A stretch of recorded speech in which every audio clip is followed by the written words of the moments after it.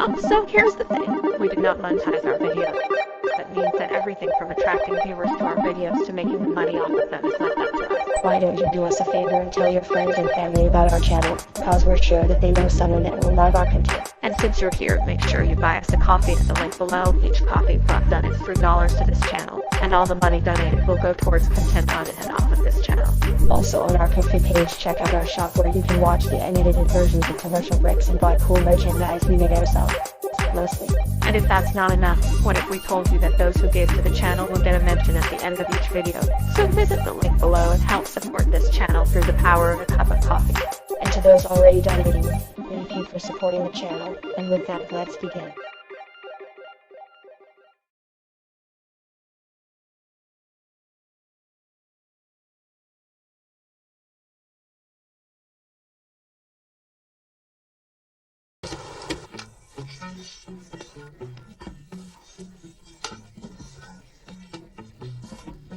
I'm sure you all aware of the Bling Ring. You know, a series of burglaries committed by California teens looking to mooch off from the south of the famous. These teens eventually spawned a media frenzy, and there are tons of YouTube. And you know, they spawned that one. But believe it or not, there's much more backstory to these two. The Lifetime movie, that's for another time. That's a couple of movies. That's about us for today's Voices of News here. Join us as we follow one German mother's struggle to get her daughter to read the last anymore by a sickly girl, a deconstruction that will lead singing our favorite character in a whole new life in this world. And on that note, I take the mic over to Christine, who has for us a tale of two grieving Koreans living in Japan. That's right, Marcy. So you see, in 1963, a Japanese film studio named Operation Film Company called on husband and wife Yu Hwan Sang-ki, a cartoonist and program dentist, to produce a series of shorts for the company. And so, as they made their way to Tokyo with Hwang's brother, the struggling punk rocker Young Jung, then the three bounced around ideas for this short subject series. It was at one point when Hwang suggests that they make this series about a composite and Rebecca. Rebecca died at the age of 12 following an intense battle with cancer, and while Cal was able to move on, Hwang wasn't, as he spent the past year after her daughter's death drawing comics that saw her as this ghostly figure that liked to limit up the people she came across. Hwang would attempt to get these comics published, but would never get the opportunity to do so. But now the deal with TFC finally gave him a chance to honor her late daughter, and Hwang was determined to take it. Even though Karen, even Niall Chill weren't so sure about it. Either way, that train ride from Seoul to Tokyo saw the birth of Rebecca Ahn. Now, much like the Rebecca feature in Hwang's comics, the Rebecca feature in the TFC shorts was a ghost, but instead of staying in a modern-day setting, each short was instead set in a different location and time period. Each short was 7 minutes and contained little to no dialogue. If there was dialogue, though, it usually came from a character other than Rebecca, who was always depicted in live action. In fact, it's worth mentioning that in these shorts, everything that wasn't Rebecca, from the characters to the settings to at times the objects Rebecca comes across, were all depicted in live action form, while Rebecca herself was depicted as an animated character. All animation was designed by Byung Chul, who sometimes helped his older brother with some of the comics. These shorts were screened in Japanese cinemas before children's films, and the character would become a sleeper hit as the 60s went on, being licensed around Afro-Eurasia years after the first short was released.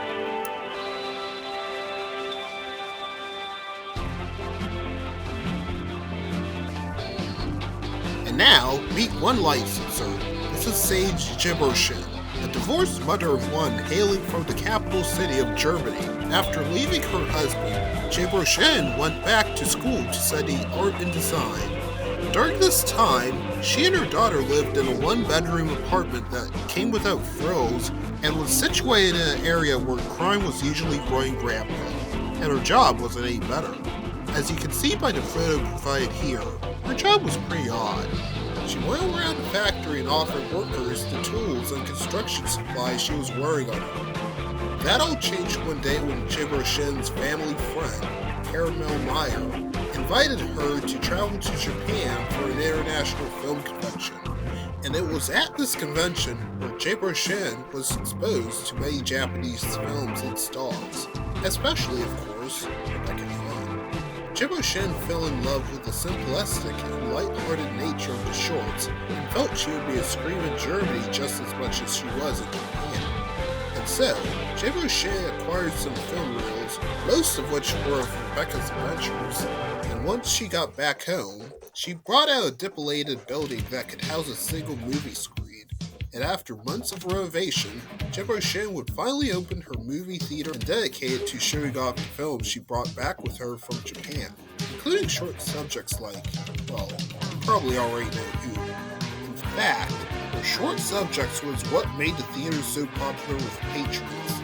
Kids loved it, their parents loved it, employees loved it, even Jibbo Shin's daughter, Dora, loved it. Believe it or not, though, this concerned Jibbo Shin since Dora was always watching her shorts, even during the times when she should be doing her homework.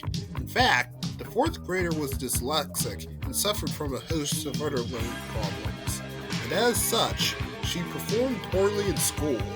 Needing a way to get her child interested in learning, Jibbo Shin creates a literary series that follows a Rebecca XB on journeys similar to her Asian counterpart. So those books were about a girl named Nicolette Meyers, or as everyone called her, Nikki. Nikki was a young orphan vagabond that roamed around the streets looking for ways to brighten up people's days, usually in a humorous way. Hey, guys. I know, right? Oh, fancy days. So anyway, because Nikki traveled around the country, she was therefore the only character to appear in each book. However, some books saw her joined by the Moors, a religious family consisting of two females, her mother and her daughter, Nikki. The daughter's stage, the self-insert of Jibbo Shin's younger self, was portrayed as outgoing, modest, and friendly, while her mother, Lori, was portrayed as optimistic at times ignoring, and was much more robust in her faith than Sage. But regardless, Sage loved her mother dearly and got along with her pretty well. But anyway, as for Nikki's books, they had two publishers. The Bertelsmann Verlag was utilized to bring the books to the trade market, whilst Berlin Verlag had the honor of bringing the books to schools and other educational institutions for, well, educational use. These books were first published in 1967 and were very popular with consumers, educators, and of course kids alike. Even Dora was into Nikki's adventure. That is until a month passes when Dora starts tuning her out to watch more of Rebecca's shorts. It was then when Jibbo Shin realized the only way to get Dora interested in reading was if she made a book about Rebecca. Well, that didn't come out the way I wanted it to. So yeah, with nothing but herself near, a board of educational consultants, illustrators fresh out of art school, some employees at Jibbo Shin's theater, a decent building situated in a fairly clean business complex, and $8,200 seed money from Mears' former employer, royalty fee. Jibbo Shin formed Sage Jibbo Shin under help from GmbH to secure the rights for Jibbo Shin to use Rebecca in her book. Once TFC approved of Jibbo Shin's use of the character, she then reblocked her book series to not only replace Nikki with Rebecca as its face, but to also give her companion a makeover. From then on, she would be known as Clone War, and was pretty much like Sage, except she was shallow and was good-looking, and sometimes she usually put herself above everyone. What else? And compared to Sage, who had dirty blonde hair, Chloe was a platinum blonde, even having longer hair than Sage. The new book series debuted the following year from the aforementioned publishers and was proven to be much more effective than Nikki's book series. Rebecca's books even helped Laura make the honor roll, something that she's never been able to accomplish until then. Even TFC couldn't help but notice all the rave reviews of Rebecca's book. In fact, it led to them granting Jibbo Shin non-Asian licensing rights to the character of Chloe, which doesn't. Until then. And so over the next 2 decades or so, all kinds of toy skates, shirts, and other stuff featuring Rebecca's face ran rampant alongside the book series, which itself continued into 1988. Of course, another form of merchandise came in the form of a television show, which is what Rebecca got in the 70s and vividly discussed.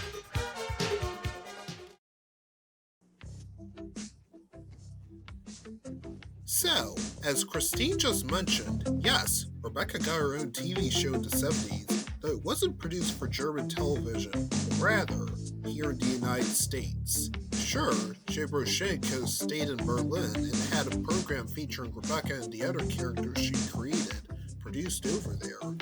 But since she felt the States had much more opportunities in film and television than Germany, she made the move over there in 1972. Jibbo Shin Co. would sell in San Francisco, California, where she would run into Francis Ford Coppola, a man that needs no introduction. Jibbo Shin would tell Coppola about her idea to turn her books into a full-fledged television series, prompting the latter to offer the former $43.7 million, with a portion of the money going into this new show's budget, while another wanted to purchasing stock in Jim O'Shea's company, which had renamed itself to Somewhere Else Pictures LLC, its name being taken from a phrase Rebecca frequently uttered in books following the move. And so, the following year, presenting the extraordinary, most fabulous Rebecca Ahn made its debut on broadcast syndication. Now, one would argue that the series, especially its earlier episodes, is a line-by-line adaptation of Rebecca's books. However, these four things help the show stand out from the books. 1. Rebecca went from simply being a ghost to an ancient figure. Well, let me explain. This series establishes Rebecca as the daughter of a couple that lived in ancient Korea and lived peacefully over there. That is, until a rare disease takes the young girl's life. Rather than give her a conventional funeral, Rebecca is cremated and placed in a cylinder urn that has a round twist cap. The urn is thrown into a river, forever to be lost deep into the ocean. That is, until a ray of sunshine shines over a single leaf that hangs on a branch of a tree situated by the river. The sunshine causes the leaf to morph into an apple that, in the words of the show's intro, or lack thereof as Christine will explain in a moment, was red, ripe, and rude. After recovering the urn from the river, the apple transforms it into an orb shaped like the object. Then it grants it with many powers, like the ability to transform from an orb to a human being, and the ability to travel through time. The apple then leads the orb across time for a new home, which he finds in modern-day California. Or we're led to the next thing that made the show stand out from the books. Number 2. While Rebecca's friends remained the same, some changes were made to benefit a mainstream audience. For example, Sage Moore was renamed Sam being short for Samantha, Moore, with Chloe now becoming her sister. Also joining the Moores was the family's youngest daughter, every woman, Emily. All three were played by Alive and Kicking, a family band that consists of Alive, or aka So Carr, and who's actually Carr's stepsister, Alana Guerrero, and Kicking, who is Zoe and Alana's cousin, Maya James. Although the band chooses to perform in small venues and appear in small films and TV shows, they hold a record deal with a major label, Sire Records. Kim O'Shea invited the sisters and their manager, Carr's mom, to act on the show after sitting through a performance they did at a local community center. And so, Carr became Chloe, Guerrero took on the role of Sam, and James got Emily's part. As for Carr's mom, well, let's just say everybody knew what role she would take on. Number 3, not only is Sam, or at least what used to be Sam, depicted alongside her ex-B for the very first time in the franchise's history, the same would happen with Rebecca when the show introduces Nikki as a homeless girl that lived in an alley situated by the Moore's household. Nikki was played by Miss Crocodile Hunter herself, Terry Irwin, whereas she was known as, at the time, Terry Raines. And number 4, you had 5 original characters join Rebecca and her friends in this series. First up was Ricky, who owned a restaurant that Miss Moore usually took her kids, Nikki and Rebecca, to. His brother was Rob, who for some reason had an affinity for Sam, though Sam always brushed off the weirdness. Waiting tables was Mrs. Moore's niece, Frances, a sassy teenager that liked to take her frustrations out on her cousins and her friends. Though in the case of early installment weirdness, the first 2 seasons portrayed Frances as a hapless, geeky-looking woman, complete with glasses, whose misfortune was usually fueled by the ignorance of Rebecca and her friends. Frances's mom was Kate, who shares the same personality as her sibling. And then you have Kate and Laurie's father, Leo, a cynical man that was always pouting about his life and angrily pushed anyone away, never mind his own family, whenever they got in the way of his reflecting, thus earning him the nickname of the melodramatic grandfather. The respective actors for the 5 characters we spoke of were musician Billy Hinchy, Inchi's Dino, Desi, and Billy bandmate Desi Arnaz Jr., 60s and 70s child actress juggernaut Pamela Furden, the late and great Magic guitarist Lynn Kellogg, and Francis Ford's father, Carmen Coppola. Oh, and before we forget, this is Rebecca. Well, the person that plays Rebecca in this series, that is. Her name is Tae Sujin, a Korean expatriate that came to America to treat a serious illness she was battling. In the process, Tae became a celebrity and would go on to turn that fame into a career as a local personality and occasional rapper that went by the stage name of Kanya Nan. Now you're probably wondering, what kind of name is that? Well, because this video is not about Can, we'll leave it with the fact that it came from a local brand of canned Nan, and this explanation. Anyway, each episode was structured like an after-school special of its time, so not only did it lack a proper intro sequence, aside from episode's beginning, with the same animated sequence that told Rebecca's backstory, but until the second season it also lacked a proper theme song. We'll describe the theme song it got then in a moment. Once Rebecca made her way to California, each episode saw her engaging in something fun with the boys and Nikki, a party, a trip, a show.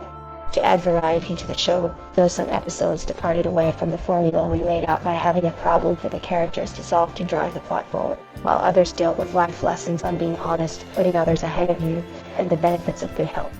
Each episode consisted of one segment that ran within the 30-minute block, and after each episode, the red, white, and blue apple, who takes on the appearance of Rebecca's mother played by his real mom, Bessie, comes down to Earth to take her home. Once the two say their goodbyes, the two transform into orbs and fly off into the morning sky as the credits roll. Presenting the extraordinary, most fabulous Rebecca Ahn was produced by Jefferson via Somewhere Else Pictures with Coppola's own company, American Zoetrope, and Sire Records for TFC, while the latter most handled distribution of the show within most of Asia. Elsewhere, that job fell upon Somewhere Else Pictures, who self-syndicated the program to television stations in America, and also distributed copies of the episodes on 16 filmed to schools, educational institutions, and even consumers. For the former, though Somewhere Else would be helped out by Screen Gems, which was a year shy of becoming Columbia Pictures Television. But Screen Gems had a wager of their own, the pictures would have to allow easy listening to Barry Manilow, who at the time was signed to sister subsidiary Arista to compose the show's music. And so, for the 8 years the show was on the air, each episode would be accompanied by the lush musical stylings of Manilow, and as the show went on, other composers. Manilow would also contribute in an extraordinary Time You Can't Resist It, which served as the show's theme song beginning in the second season. It was best remembered for being used on the show alongside what was its nominal opening sequence, which was the apple and orb Rebecca flying through various moments in world history. An extended copy of this song was found on an album that featured music from this program, which was released on vinyl and tape in 1974 by Sire and Arista, with revisions being released the following year, and in 1979. Unfortunately, you won't be hearing what that song, or what any of the tracks on there sound like anytime soon, as all 3 albums are now out of print, and this show's obscure status is likely no one has a copy to share. But speaking of Sire as a co-producer on the series, it wasn't rare for artists that were signed to that label to make cameos on episodes, never mind having their music featured on there. As referenced by Christine, the show enjoyed 8 years on the air on both commercial and public stations. Even though its station roster was mainly made up of stations that were considered to be on the lower end of the spectrum, those enjoyed by the many kids that watched the program, and even the adults that watched alongside them. Throughout its run, the show proved popular enough to spawn its own merchandise, ranging from apparel to beauty products to games to novelization, and also the album Christine spoke of. It also proved popular enough for its characters to be used in commercials of all kinds. Did we mention the show once held down a 900 number of its own, even before those became popular? The success of the show also extended to Sweet Dreams You Can't Resist, an hour-long anthology program commissioned by Zoetrope Studios at the Mandate Corporation, a name you'll be hearing again in a moment. And sees Can acting in 6 segments that all explored themes close to her. That special aired in 1976 in syndication. 2 years later, the recently formed all-new main conglomerates were headed by its namesakes Albert Schwartz and Michael Landis, established its own television unit, Heavy Totals Productions, and made one of its first moves with Rebecca by acquiring someone else's distribution deal, as well as a kind of non-Asian merchandising rights to Rebecca and characters created by Jim Shane herself. Because of the former event, Columbia was relieved of its duties and provided station advertising sales for the movie. Though as referenced before, Manilow continued to serve as the show's composer. 1978 also saw the franchise as a whole beginning to break out of its vibrant, yet somewhat calm, laid-back, and slow-paced image in favor of one that was fast-paced and incorporated irrelevant humor into its plot lines, and this was the book that many considered its pivot towards such. The Fappening, a chapter book based on PTEMFRA itself, and written by Jim Shin with a writer on the show in an effort to, humorously, teach kids about hypocrisy, followed two men that went around the school the Moores and Nikki attended, dancing around with white satin scarves while wearing nothing but underwear. For they were a major source of the school's headaches, but as the book's events draws on, they become a bigger problem after Rebecca's mom inadvertently grants them the power to travel across time, leaving it up to Rebecca, the Moore girls, and Nikki to stop the so-called fappeners on Rebecca's new time scooter, what she received from her mom as a birthday present. Taking its name from a song Can performed back in '74, The Fappening was published by Bertelsmann in Germany and Bantam Books in North America in 1978, receiving an adaptation the following year. Not only did it sow the seeds of the image it would take on mainly in the decade to come, but it also garnered mimetic mutation due to a scene at the beginning of the episode that saw the principal of the girls' school addressing the students on the fappeners in a poorly communicated speech that, at one point, reminded them that every man is responsible for his soul. Well, that was deep, I think. Yeah, and since then, the show was never the same, as it began doling out episodes that viewers complained were silly and out of touch with reality. This continued until the show was taken off the air in 1981, but not for the above-mentioned reasons.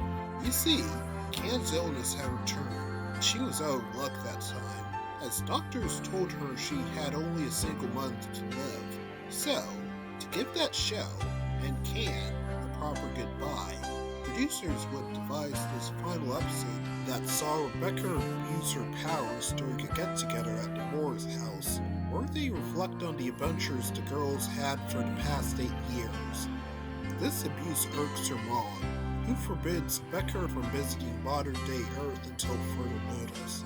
As such, an emotional divide ensues, and for the final time, the two fly off into the air as somewhere down the road, a song from composer Manilow is played. Because Can didn't have long to live, the episode was made in just 2 weeks and was produced without a finished script. As such, nearly half of that episode was ad-libbed.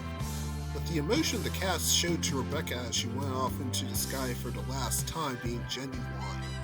Another week was spent filming additional scenes with Can's stand-in, as Can herself had been admitted into the hospital a week later due to her deteriorating condition. Being discharged the following week, she would pass 2 days later and would have that episode dedicated to her in her memory. And out of respect for Can, the show came to an end.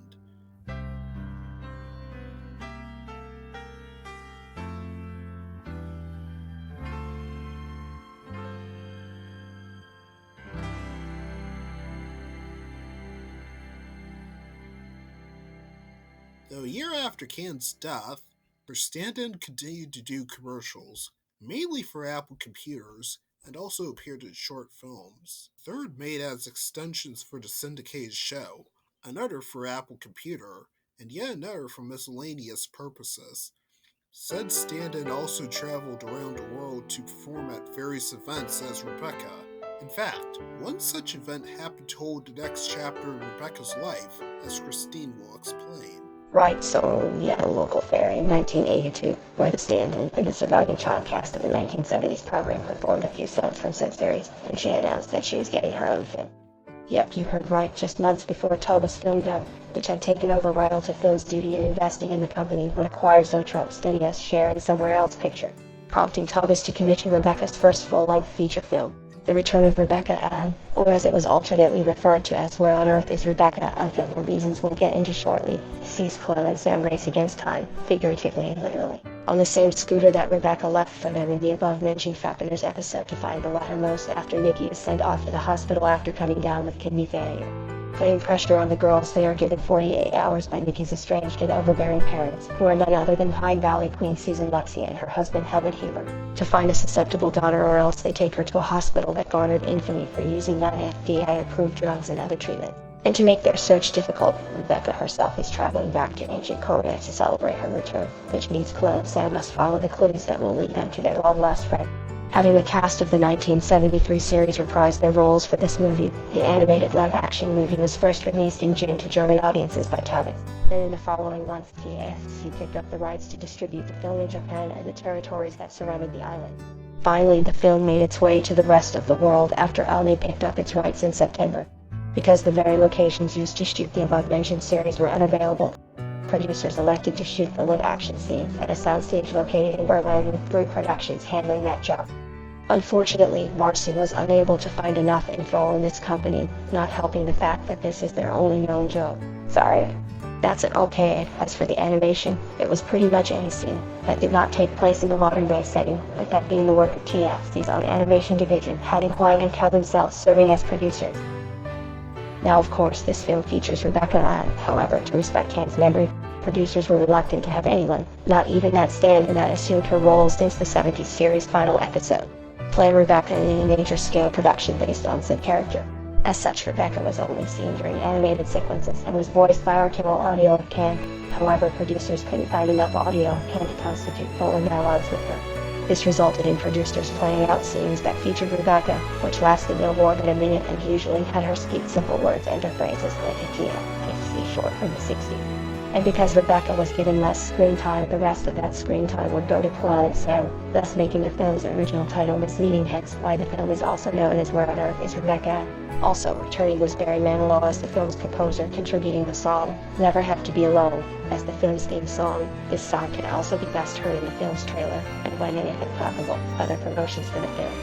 Aside from a completely different version of the song being issued as a now-out-of-print single from a mixtape, it's that it has not been heard elsewhere in the name, one of the aforementioned singers lesser than Benson.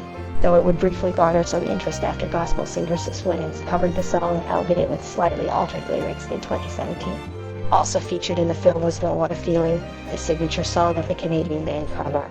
It can be seen at the end of the film in a now-famous scene that saw the live-action cast dancing to said song in a somewhat esoteric manner.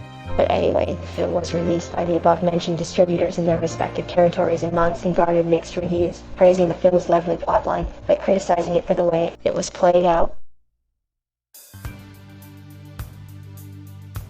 Now, ever since the release of that film Christine spoke of, Rebecca Ahn, to a lesser extent, and cohorts have been regulated to fly-by-night promotions and other media of lesser importance.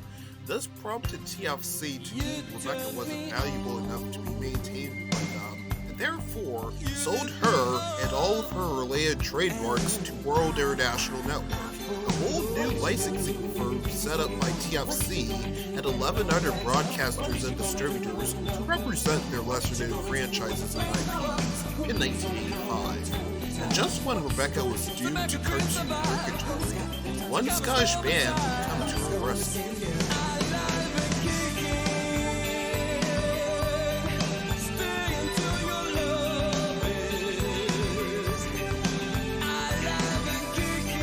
That same year, said Scottish band Simple Minds released their take on Alive and Kicking theme song, which was named after the latter.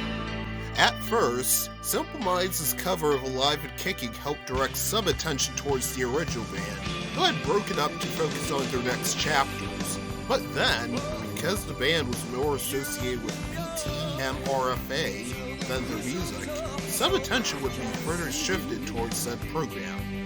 Because, at the time, the show wasn't airing on a linear television channel of any kind, one group of people would go out of their way to contact Albany, being the show's distributor, on bringing Rebecca back to television in any way possible, while another scoured the earth to find 16mm copies of its episodes, which by then were starting to become harder and harder to find. Taking notice of this, Malcolm, alongside Colas and somewhere else, would begin thinking of ways to bring back Rebecca, the Moore girls, and Nikki, and all the rest back to television.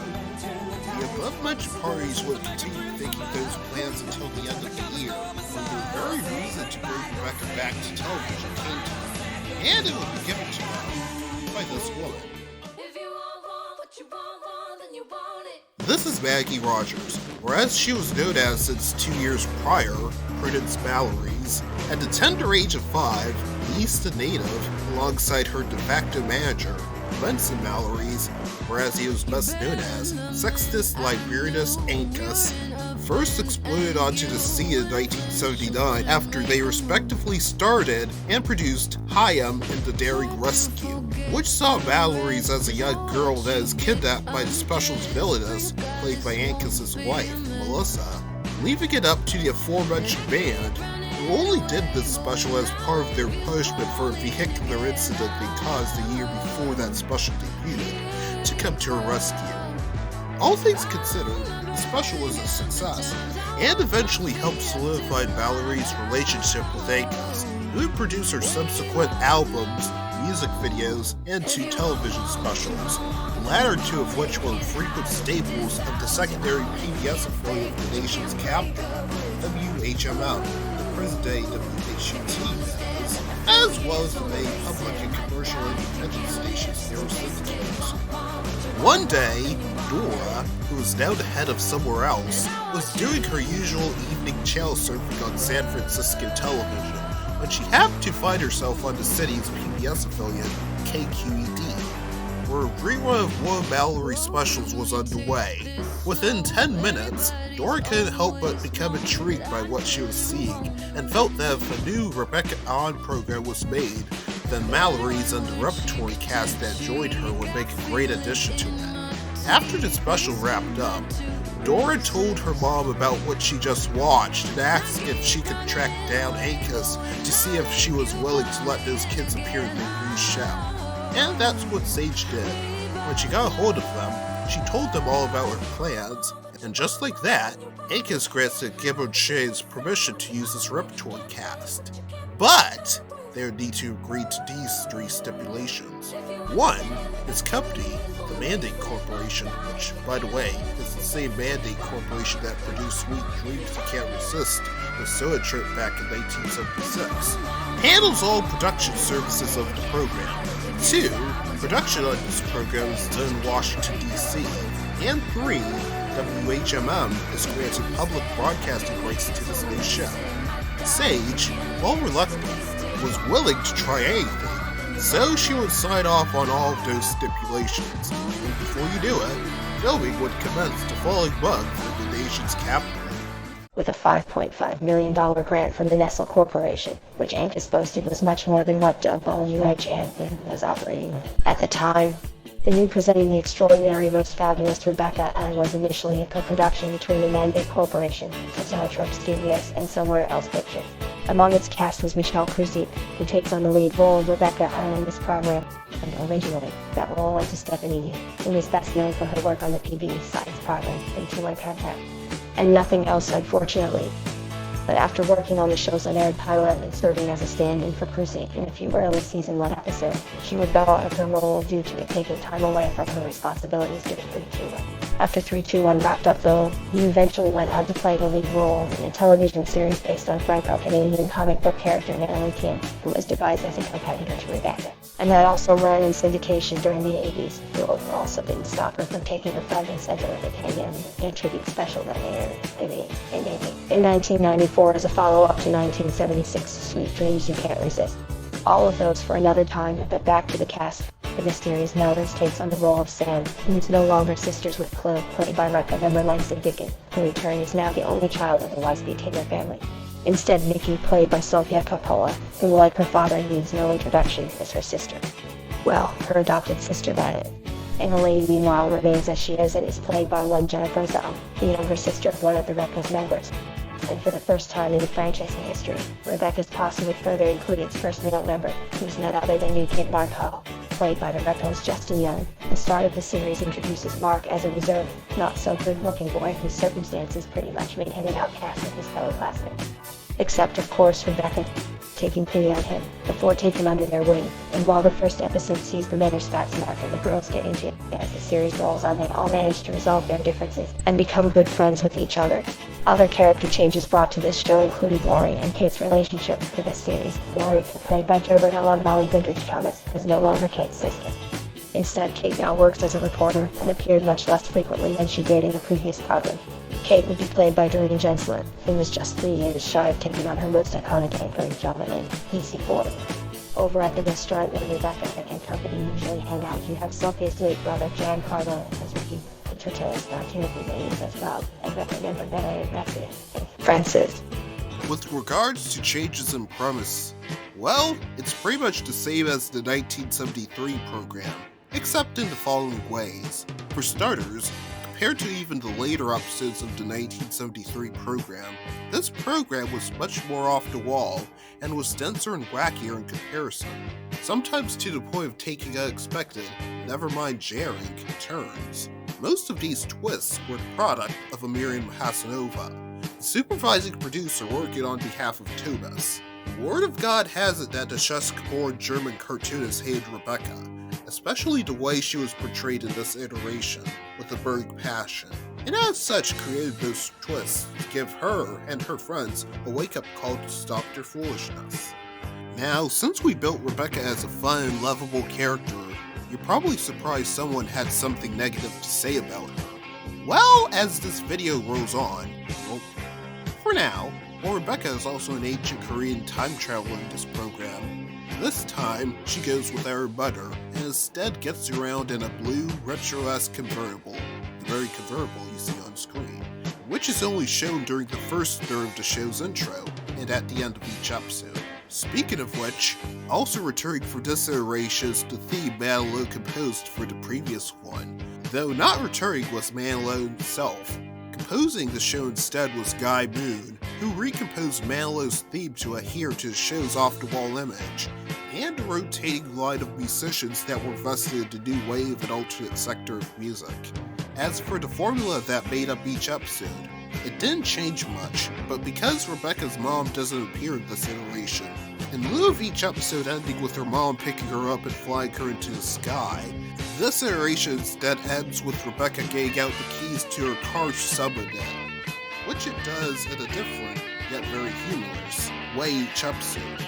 After Rebecca steps inside the car, she thanks viewers for watching and invites them to tune in again at the same place at the same time, followed by a request for everyone to scream, giving way to a montage of the present characters doing just that as the word "scream" flashed below.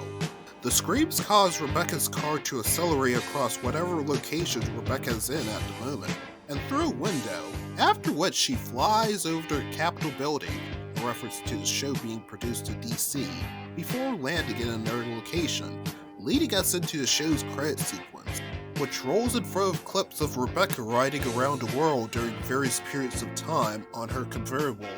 The clips used varied from episode to episode, though in the first season, the same sequence, which sees Rebecca riding on clouds instead, was used. Sometimes, the sequence was changed up, usually to include other people riding alongside Rebecca.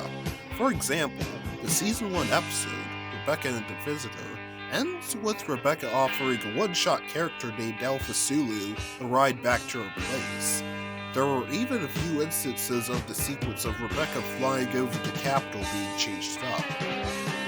Shot on film around Washington in the studios of WHMN, the all-new PT and MFR released the button in August of 1986 on public and commercial syndication alongside the music screening, a music show that was, as a consequence of working with the Mandate repertory cast, produced in tandem with the former and was hosted by Mallory's son's older sister, who will introduce in a moment, and Bresser.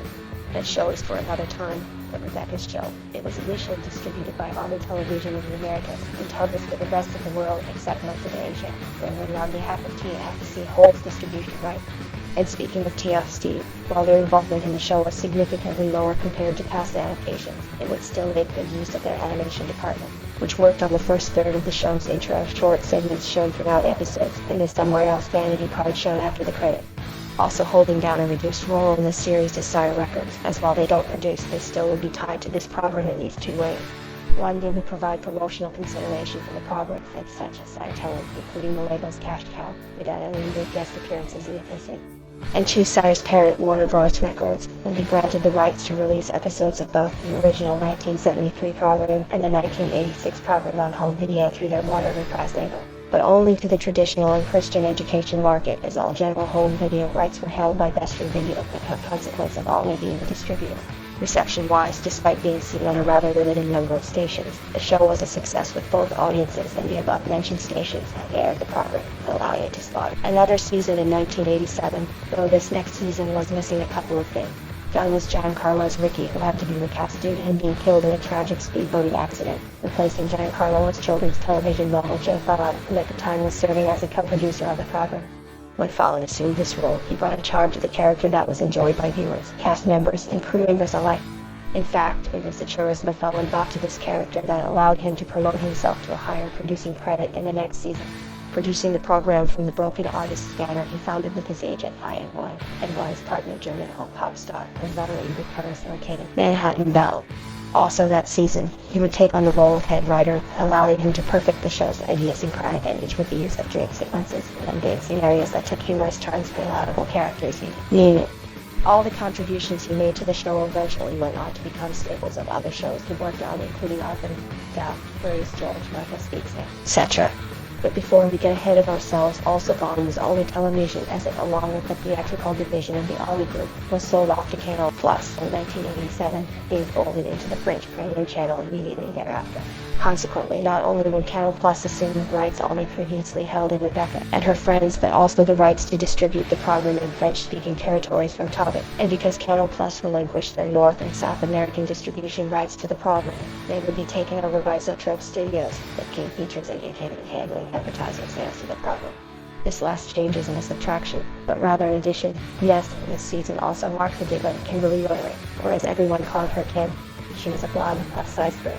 Had a crush on Mark, played by Jennifer Zung's older sister, Maddie Zung. Kim was initially introduced as a rare character, that was usually shown running away every time Mark and the girls made eye contact with her. Halfway through the season, writers would beef up her role in the Valentine's Day episode, which saw Mark and Kim attending a Simple Minds concert where Kim confesses the feelings she has for Mark. In one of the instances in which Rebecca's trip around the world is replaced with something else during the credits, the episode ends with Kim and Mark kissing his Don't You Forget About Me from the Lovely band plays and the credits roll. Since then, Kim would make recurring appearances throughout Season 2 and the next 2 seasons to come before becoming an official cast member in Season 5 alongside her little brother Peter, who was portrayed as unlucky and klutzy, exhibited by the fact that his face was covered up by a Halloween mask that stuck to him.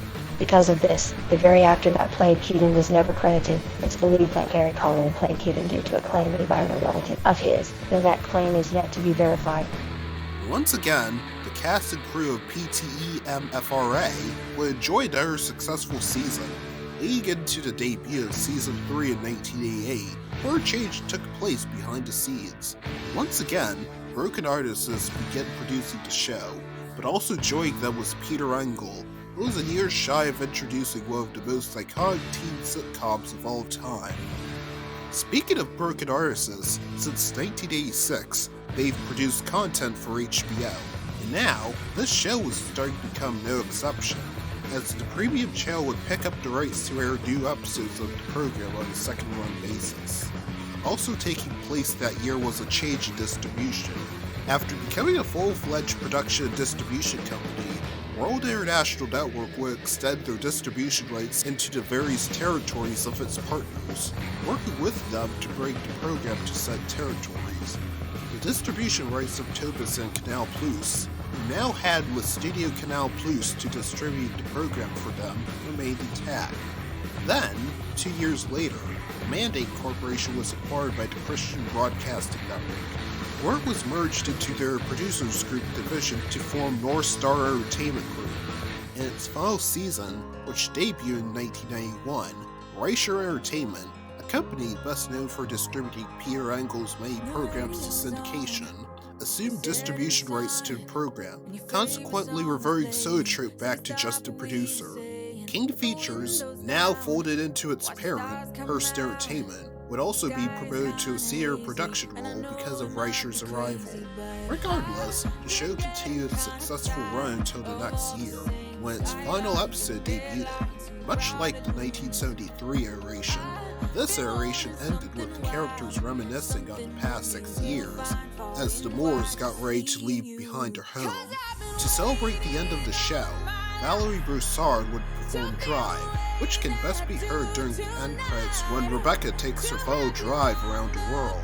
A month after PTE-MFRA came to an end, Drive was released as a single, with a music video that saw Broussard driving in Rebecca's car whilst performing the song being released around the same time.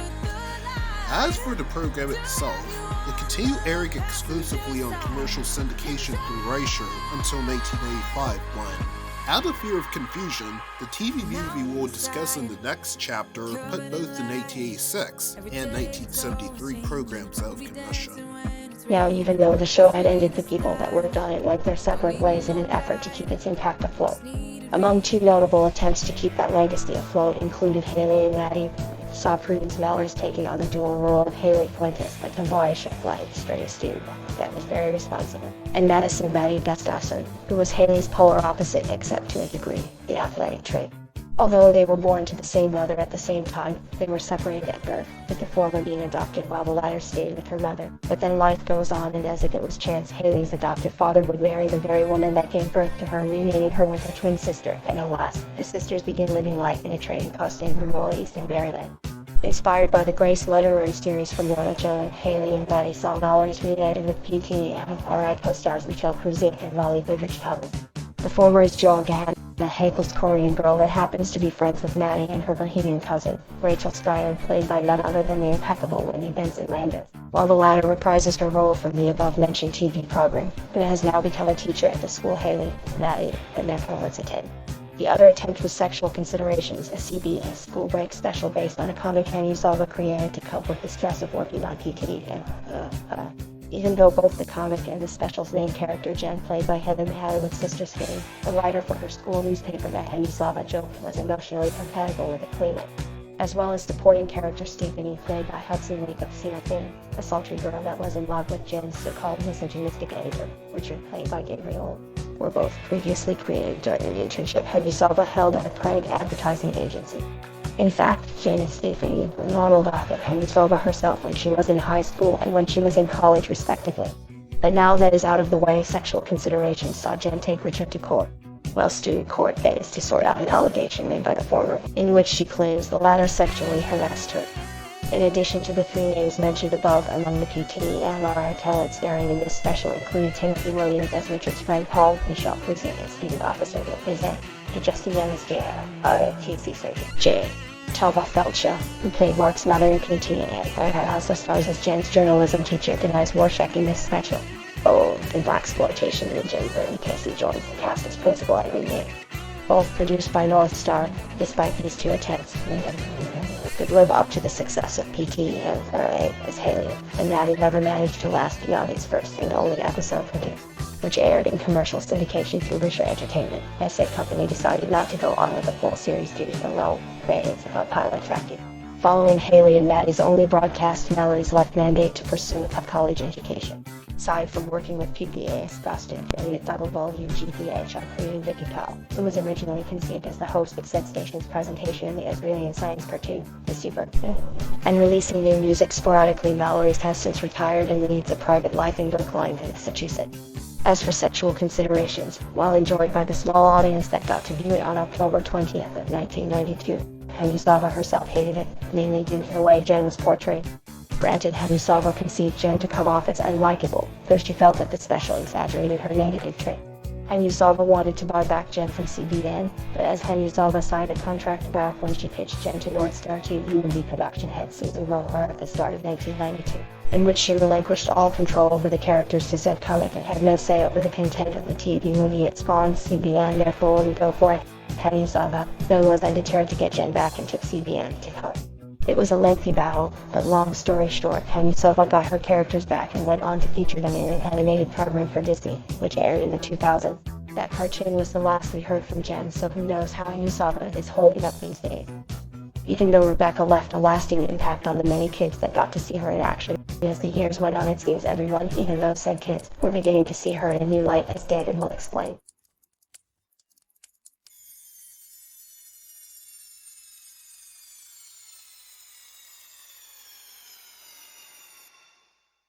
When PTEM-FRA 86 aired its final episode in 1982, the reception the show was getting was pretty much the same as what it got at the start.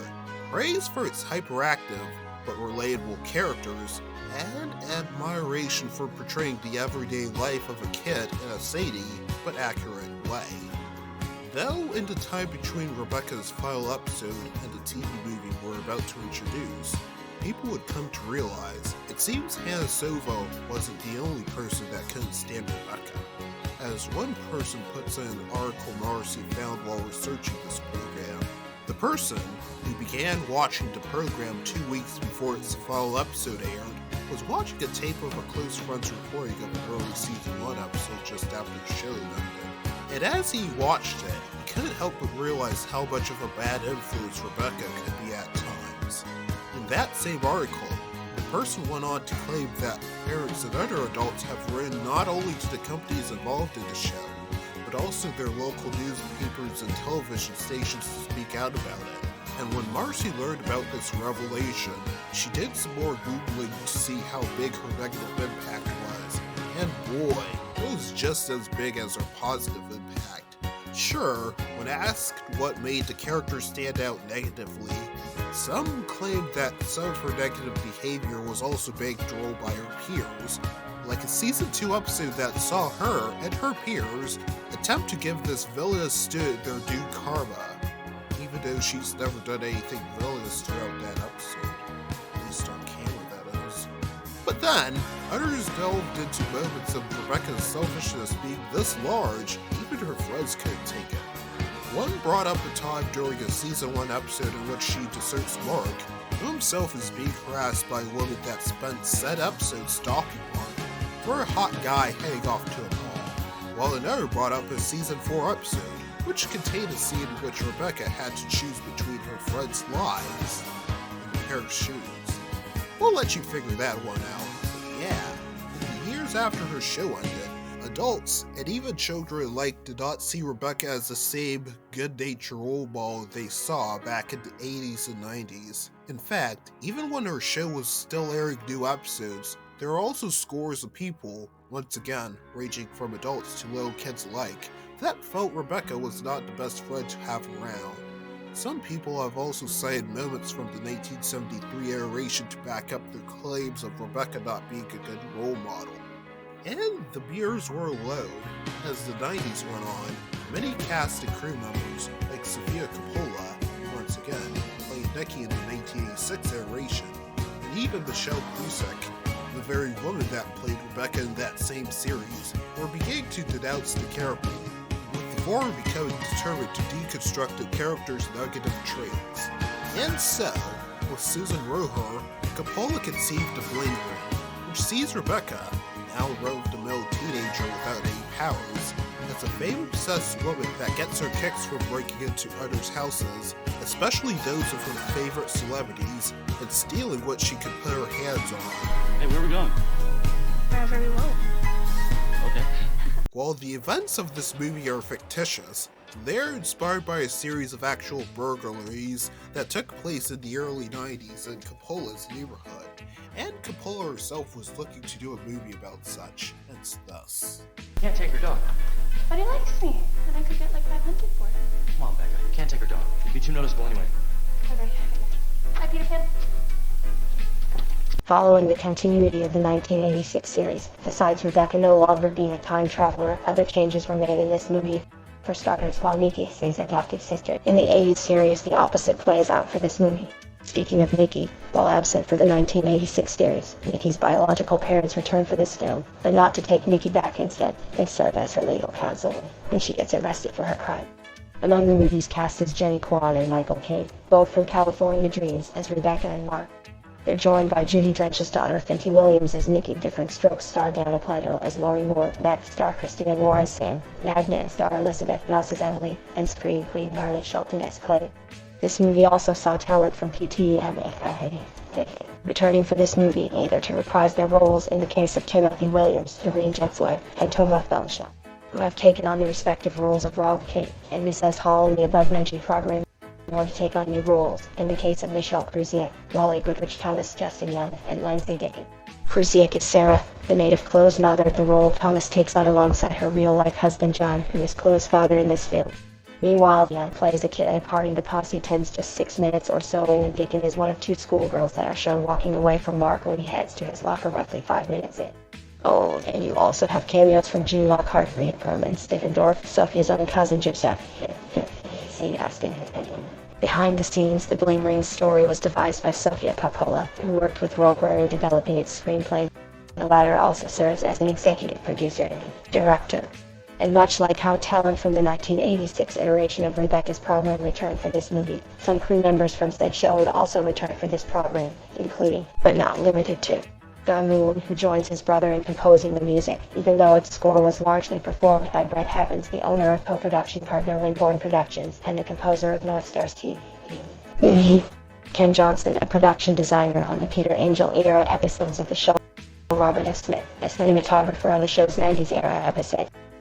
Henley and Jeffrey Faces, producers on the Peter Angel era episodes, as well as Sex Thistle, Angus and his wife Melissa, in Washington, the show's casting director in the 90s, and much more. Also returning was Peter Angel, who via his eponymous banner joins Roper, and Francis Ford Coppola, the American Centropic executive producing this movie. With the above-mentioned companies plus Wingborne and Somewhere Else partners Topus and Studio Kettle Plus and Sage George Aberchi serving as junior production partners, while Hearst Entertainment serves as a senior partner. After its initial airing on November 20th of 1995, Russia Entertainment picked up the rights to distribute the movie to domestic syndication, while World International Network, which had just become Haven Entertainment a year after Wing founder Larry Gershman and all but the British and German partners of the company left it, held international distribution rights. Both companies received produced in association with credits at the end. For now, when it made its television debut, it squared off against football on NBC sitcoms and Chicago Hope on CBS, more sitcoms on Fox, and Nowhere Man on UPN. The movie pulled the second highest ranking of its premiere day, and the 8th highest of the week, with a 14.9 rating and a 23 share. The movie was also lauded by viewers and critics alike for its high production values and the performance given by Williams, while some also felt the movie portrayed its main characters negatively and therefore lacked a moral. Regardless, this film, as with every other TV movie from the era with a female-driven narrative, went on to become a staple of the Hearst co-owned Lifetime channel and its sister services in the next 2 decades or so. You know, guys, you really should tell viewers about the website. What website? Oh, right. Another thing that made this movie stand out was the use of technology that, at the time, was breaking out of its infancy. When NBC executive took notice of the wonders the World Wide Web was doing at that time, they had Coppola and Roher devise a fictitious website at the end of the movie, hence thus. You can follow everything about me and my journey at NikkiMooreForever.com. Now, if you visited the site Nikki spoke of, you'd be greeted with a prompt telling you that you've been entered into a raffle to win a game featuring Rebecca and her friends. And all you need to do is click on the button saying, I'm in, where you'd be taken to a form asking you for your name, address, and other miscellaneous details of interest. Entrants were given numerous chances of winning, though they could submit 2 or more entries on the same day. This went on until the following Monday when the contest was won by one Brooke Dorsey of Easton, Maryland. When speaking out about her winning, Dorsey commented that it turned out to be a letdown, as while she felt the game had a nice soundtrack, which encompassed songs like Lola by the Kinks and Games Without Frontiers by Peter Gabriel, she lambasted the game's graphics and further criticized its plot. And she wasn't alone. When the game was released to stores nationwide, it would be met with reviews that echoed Dorsey's sentiments. Ergo, we won't discuss this game too much. As for NikkiMooreForever.com, a day after the contest ended, it eventually redirected to the page NBC's website made for the movie. That redirect remained in place until 1999, when NBC's exclusive license of running the movie expired. Since then, going to NikkiMooreForever.com now took you to Rebecca's own website, which, since 2014, and save for the occasional update, is largely out of date. And speaking of 1999, also happening that year was the demise of Hamden Entertainment.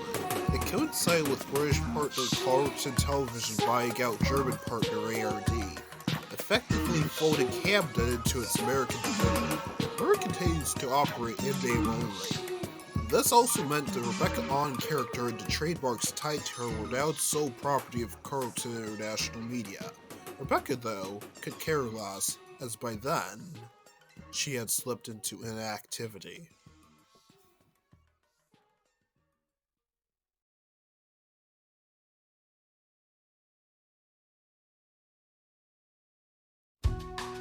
Yep, you heard right. The negative reception of the video game we spoke of, combined with many other factors, including, but not limited to, its waning dominance in the children's licensing world and confusion garnered from the 1995 TV movie, ended up placing Rebecca and her friends out of commission as the 90s came to an end.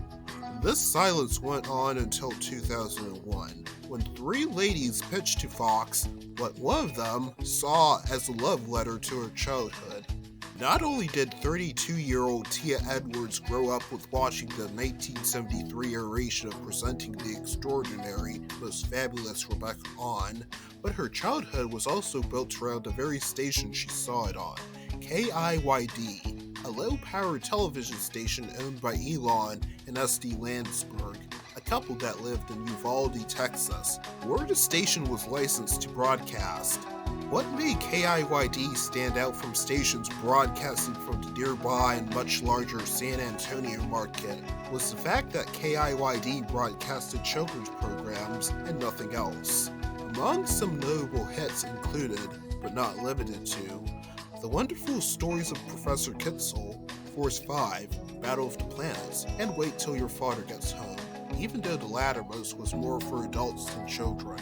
KIYD's December 9th, 1972 broadcast of A Christmas Story, not the 1983 movie obviously, was also very popular with viewers, even though the Landsbergs were Jewish. On weekday mornings during the 9 o'clock hour, as part of its much larger instructional block, KIYD was also known for airing two different programs from a foreign country, in an effort to expose its viewers to a foreign language. The programs that aired on that time slot rotated every day, but the two most popular included Contest de Hennis, an obscure French program that followed one girl's rise to the top of the fashion world, and is based on a literary series devised by Franco-Belgian author Babette Francois and Dutch design agency Great Groot Haar, and Some Things Never Change, an Indonesian sitcom that followed a single mother and her three daughters.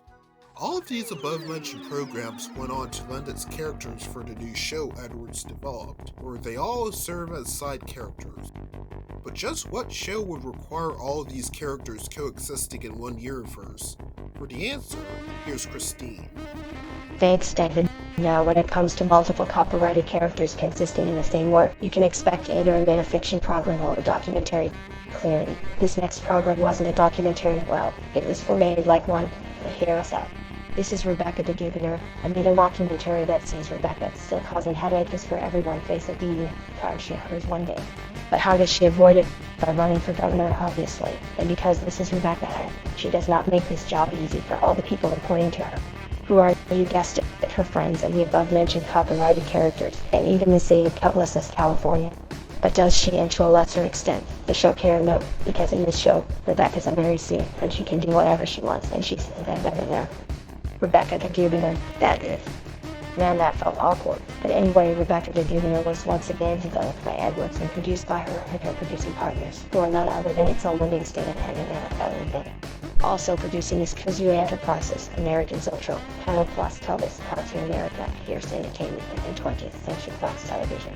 Because the continuity of Rebecca the Gubernor picks up where the Bling Ring left off, not only is Rebecca still depicted without her powers, but then most, if not all, of the cast of said movie return to reprise their role. In fact, the actors and actresses of those copyrighted characters would also return to reprise their roles. Like further rounding out the cast was Patton Oswalt, who plays generic cartoon boy from the 60s. An animated character with a self-explanatory name, he serves as Rebecca's advisor for this program. Generic cartoon boy from the 60s and all the other animated characters on this program are depicted as such, with Wild Brain Entertainment in Los Angeles providing animation services. For its intro sequence, well, it was something different, and its premise remained the same, something esoteric as a different song from new wave band Indigo played out. And speaking of which, its music and its end credit theme was performed by the Kennedy's Coming, which is also the name used by the Mandate Corporation to credit the session band that played all the songs they produced.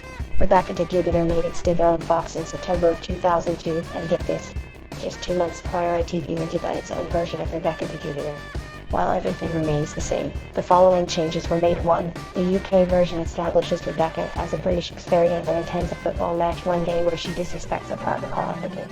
Facing sentencing, Rebecca decides to take the easy way out and run for Prime Minister of Soviet. Secondly, all stock footage of cowbuses is replaced by London stock footage with references to Rebecca, the governor of said city, being replaced, redeemed, or edited out with references of her being Prime Minister of the UK whenever convenient. And thirdly, anyone that did not originate from both iterations of presenting the extraordinary, most fabulous Rebecca Ahn was replaced by the following, with GCB being given a slight design and another voice actor. Specifically, Pet Shop Boys singer Neil Tennant. All animation for the UK version was devised at Productions in Bristol. And in the early days of the show, the French Canal Plus channel even had its own version of the show, but due to low ratings, it was replaced with a French dub of the UK version. As such, there's not a lot of info on that, but back to the US version. It spent the first 3 years of its life airing in episodes on the Fox network, while the runs of the show airs on its sophisticatedly FX 4 days after its initial airing. But that all changed in 2005, 1 year after Carlton merged with Granite Island before ITV plc, with taking over to produce both versions of this show. But this doesn't concern ITV. That year, FX and its production arm signed on as producers for the program, replacing 20th Century Fox Television as a production partner. FX would also take over all first-run rights to the program, resulting in new episodes of Rebecca the Jupiter US airing exclusively on FX. New episodes of both the US and UK versions of the show continued into 2014 when Edwards herself announced on her Twitter that they would come to an end.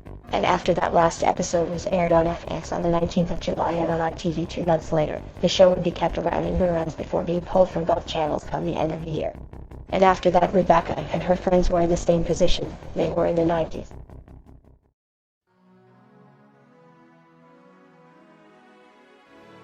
So, how is Rebecca holding up today? Maybe the CGI cartoon should speak for itself. When Fox became the co-producer of Rebecca the Jupiter, they would pick up a cut of the adaptation rights to her and her friends. When their film and television holdings were acquired by the Walt Disney Company in 2019, those rights would be passed over to them. As a result, the company would commission a new cartoon that featured her and her cohorts in new adventures. And so, Disney would join forces with Rebecca's current IP holder, ITV Studios of England, Studio Canal in France, Tobis and CDF Enterprises in Germany, and Primitives of Belgium in developing her first fully animated TV series, her first show in 5 years, her first family-oriented program in 27 years, and the first American-based Rebecca Ahn program to not enlist the help of American Searcher. That program is the new and improved Rebecca Ahn, which sees the series returning to the roots of the 1973 program, meaning Rebecca was once again a mystical time traveler, Sam and Chloe were sisters again, and Mark is nowhere to be found. On the other hand, this program would also bring new concepts to the table, like giving Nikki parents, and, because that's the title of the show, making Rebecca less stuck up and bratty. All animation on the new and improved Rebecca Ahn is produced under the aegis of Studio 100 in France, with DQ Entertainment of India creating the actual animation. They would be helped out by Flying Bark Animation of Australia, a sister subsidiary of Studio 100 Animation that is responsible for the animation of a few minor scenes. And as the commissioner of the cartoon, Disney holds all worldwide television rights, airing it on their Disney Junior channels in the US and Canada, and the regular Disney Channel elsewhere. However, The only countries where the show doesn't air on their local Disney channels are the UK, where the show can be found on CITV, France, where Canal Plus and sister channels Canal Plus Family and Teletoon Plus hold the rights to the show, Germany, where the show is carried by CDF, and Belgium, as the rights to broadcast the show are split between the Wallonian national broadcasters OOF TV and the Flemish broadcasters Catnet. You're probably asking, how come I've never heard of this show? Well, that's something even we've wondered about. But after Marcy did some searching, she found that for no reason. Disney US screwed this show so much, you have to watch Disney Junior the linear channel just to know what this show is. For starters, the only time this show is on is during slots that garner little to almost no views, and the fact that the channel constantly shifted its time slot gave the show virtually no advertising didn't help.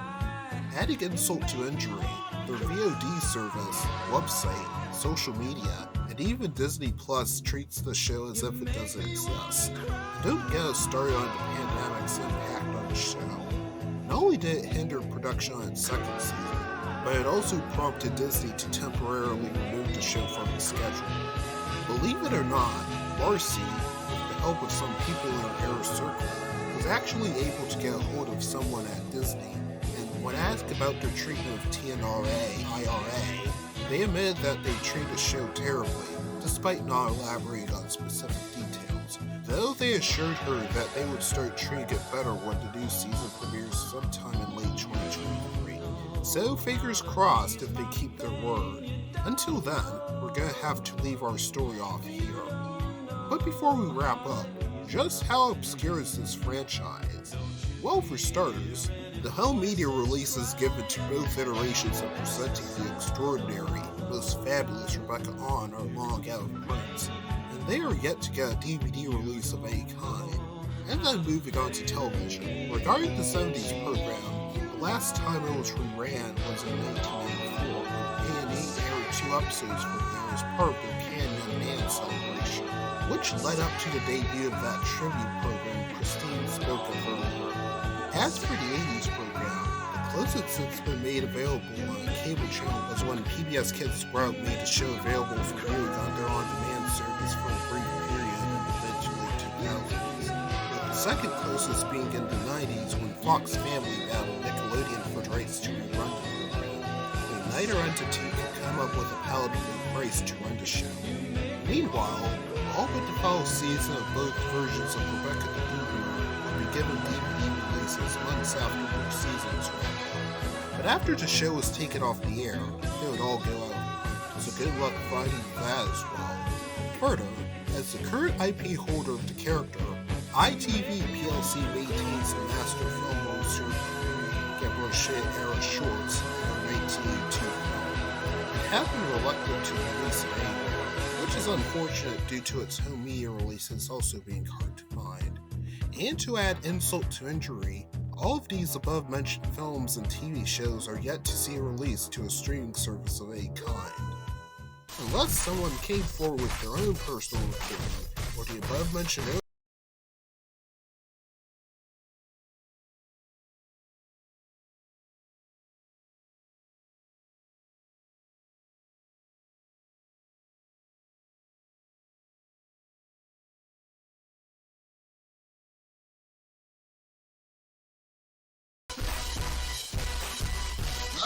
may have been long, but I think we all had an extraordinary time that could exist. Listen, if you want to see more of this, you can either click on the channel icon to subscribe to the channel, or by watching the 2 videos next to the icon. And of course, there's a Koopy link down below. Thank you for sticking around for that long video, and I'll see you again with another franchise you've never heard of. Take care.